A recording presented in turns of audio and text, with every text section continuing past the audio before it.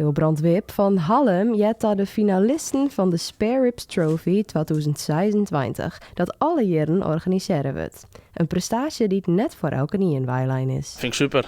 Elke keer dat ik bij mij en de derde keer op rij. Dus ja, dat vind ik wel hartstikke mooi. Vanaf jongs af aan ben ik daar maar begaan en ja, je groeit steeds verder.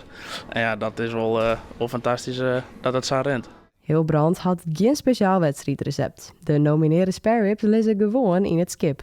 Hij houdt een blik in de keuken en liet zien hoe er ze maakt. Ik heb zelf niet een geheim recept. Ik gebruik hetzelfde recept wat al jaren gebruikt wordt. Dus ja, dat hoor ik gewoon een beetje. Dit zijn de spare ribs.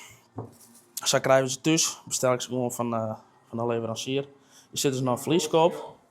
Ik denk maar mijn nagels hier hoe het bonkje gaan. Die hel ik gewoon zo af, hoe het geheel. Nou, hier kan dan trots slacht zien, kan je er wat botsplintertjes op zitten. Nou, dan controleer ik elke ribje even precies of er botsplintertjes op zitten. Voor de keuring moet ik 2 ribjes opsturen.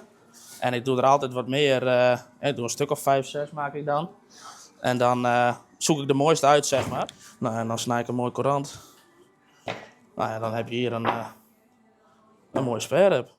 Het paad naar de finale is allesbehalve eenvoudig. De kandidaten worden beoordelen op meerdere criteria. Op verschillende punten, op geur, kleur, smaak, warm en koud prozet. En dan daar krijg je een beoordelingsformulier uit.